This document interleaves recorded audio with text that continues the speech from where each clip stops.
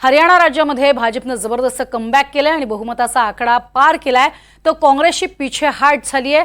हरियाणात काँग्रेस आणि भाजपमध्ये टफ फाईट सुरू आहे, तर दुसरीकडे जम्मू काश्मीरमध्ये मात्र भाजपचा पराभव झालाय।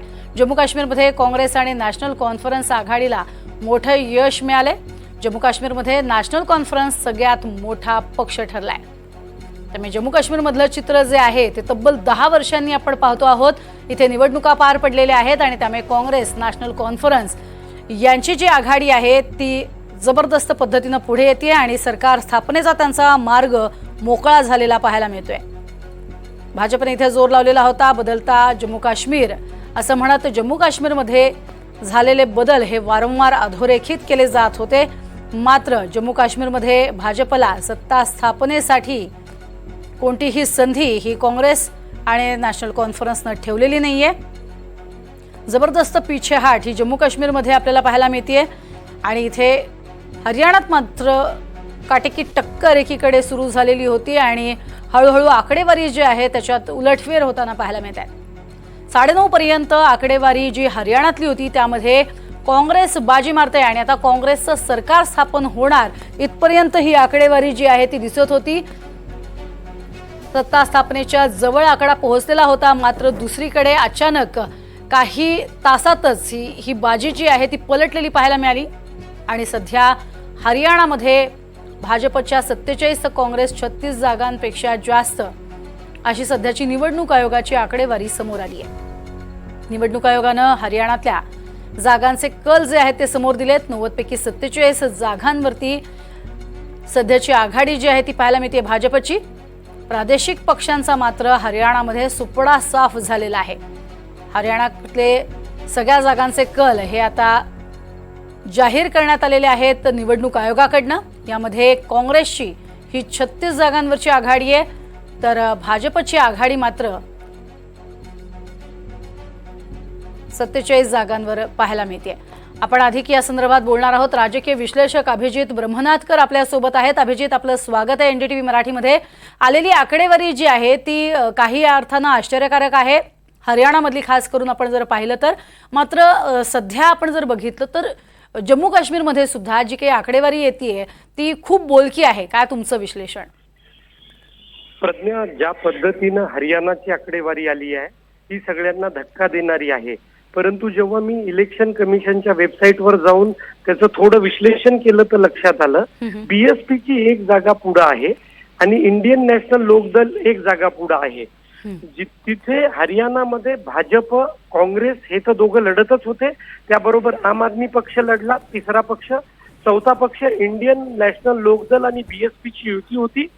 जनता जननायक पक्ष आणि चंद्रशेखर रावण यांचा आझाद समाज पार्टी यांचीही एक आघाडी होती। म्हणजे 5 आघाड्यांमध्ये ही लढाई झाली। आपण जर विचार केला तर ह्या ज्या छोट्या मोठ्या 3 पक्ष आहेत, आम आदमी पक्ष, इंडियन नॅशनल लोकदल आणि बीएसपी आणि जेजेपी आणि आझाद समाज पार्टी यांनी जर थोडी थोडी मतं खाल्ली, एका मतदारसंघात 5,000, 7,000, कोणी 200, कोणी 800, त्यांनी पूर्ण विधानसभेचं चित्र बदलून जातं।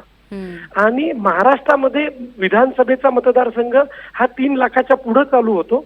हरियाणामध्ये हाच मतदारसंघ 1.5 ते 2.25 लाखाचा आहे आणि त्यातलं जर आपण 70% मतदान धरलं तर 1,20,000च्या आसपास मतदान होईल। अशा वेळेला 5,000, 2,000 मतं निर्णायक ठरतात। त्यामुळे भाजपला हा आकडा 49चा आपल्याला दिसून येतो। त्यामुळे ह्याचं विश्लेषण आपल्याला जेव्हा कल हे निकालामध्ये स्थिर होतील त्यानंतर करणं जास्त औचित्याचं ठरेल। दुसरं, तू प्रश्न विचारला जम्मू काश्मीरचा। जम्मू काश्मीरमध्ये भाजपनी यावेळेला काश्मीर खोऱ्यामध्ये 34 जागा लढलेल्या नाहीये। काश्मीर खोऱ्यामध्ये 47 जागा येतात, त्यातल्या 34 जागांना लढल्यामुळे तिथं अपक्ष मोठ्या प्रमाणावर होते। तिथले जे छोटे पक्ष होते, हुरियत कॉन्फरन्स असेल, सज्जाद लोन यांचा पक्ष असेल, भाजपमध्ये काम करणारी जी लोक आहेत तीही अपक्ष उभी आहेत। त्यामुळे अपक्षांचा आकडा 14 पर्यंत गेलेला दिसून येतो। 10 ते 14 हा त्याचा रेंज आहे। त्याच्यानंतर दुसरा मुद्दा, भाजप जोपर्यंत 30च्या वर जात नाही तोपर्यंत भाजपला जी सत्ता बनवण्याची शक्यता कमी होते आणि काँग्रेस आणि नॅशनल कॉन्फरन्स याचा आकडा हा सातत्याने 45 ते 48 आहे, जो बहुमताच्या वर आहे. हा कल निकालामध्ये स्थिर झाला पाहिजे, तरच काहीतरी आपल्याला बोलता येईल.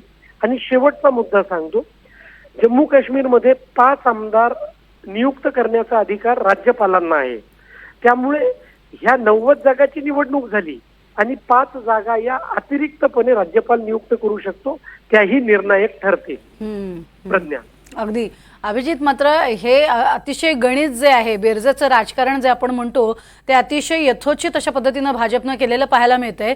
पण हरियाणामध्ये नेमकं काय झालंय? कारण हरियाणामध्ये सुरुवातीला जे आलेले कल होते ते पूर्णपणे काँग्रेसच्या बाजूने, म्हणजे आता सरकार स्थापन करणार इथपर्यंत शिक्कामोर्तब होत होतं आणि अचानक कल फिरले आणि सध्या भाजपनं मुसंडी मारली आहे. तिथे एवढा मोठा महत्त्वाचा मुद्दा म्हणजे जवान, किसान आणि पहलवान हा मुद्दा पिछाडीवर कसा काय पडला, हे कसं शक्य केलंय भाजपनं?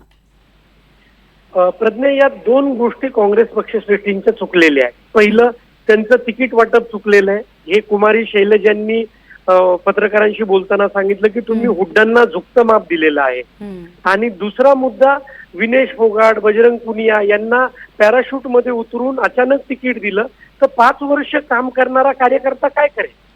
तो बंडच करेल ना. तर तशा गोष्टी चुकत गेल्या आणि लोकसभेच्या निकालानंतर काँग्रेसला असं वाटलं की दलित, मुस्लिम ही आपली मतांची मतपेटी आहे, ती कुठंच जाणार नाही.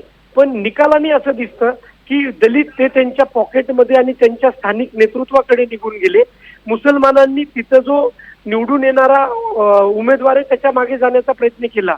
मग कदाचित तो बंडखोर असेल, कदाचित तो दुसऱ्या पक्षाचा असेल, असं ते झालेलं आहे. त्यामुळे काँग्रेस पक्षश्रेष्ठींनी एक अति आत्मविश्वास पूर्ण जी रणनीती आखली ती पूर्णपणे यशस्वी होताना दिसते आणि भाजपनी जी शांततेनं आखलेली रणनीती यशस्वी होताना दिसून येते. अभिजित, सगळ्यात महत्त्वाचं, इतक्या मोठ्या प्रमाणात ह्या सगळ्या घडामोडी घडत असताना आता महाराष्ट्राकडची बाजी आहे. कारण महाराष्ट्राकडे आपण जर वळलो तर या सगळ्याचे परिणाम हे महाराष्ट्रात कशा पद्धतीनं येत्या काळातल्या निवडणुकांवरती अपेक्षित आहेत? प्रज्ञा, हरियाणाच्या निकालाचा महाराष्ट्राच्या राजकारणावर निश्चित पडसाद होणार आहे. 2004 नंतर पहिल्यांदा असं होतंय की हरियाणाची निवडणूक महाराष्ट्रासोबत होत नाही. आणि नेहमी असं असतं की सोबत निवडणूक होते तर सोबतच सगळ्या गोष्टी होतात. परंतु यावेळेला हरियाणाची निवडणूक आधी झाली. दुसरा मुद्दा की काय प्रभाव महाराष्ट्राच्या राजकारणावर पडेल, तर महाराष्ट्रातली सुद्धा काँग्रेस अति आत्मविश्वास पूर्ण आहे. 16 पैकी 13 जागा लोकसभेला निवडून आल्या, तर त्यांना वाटतं आता आपली सत्ता आलीच. त्यामुळे काँग्रेसमध्ये मुख्यमंत्री पदाचे दावेदार जास्त आहेत. अगदी अगदी. आणि दुसरी महत्वाची गोष्ट, महाराष्ट्राची निवडणूक एवढी सोपी नाहीये.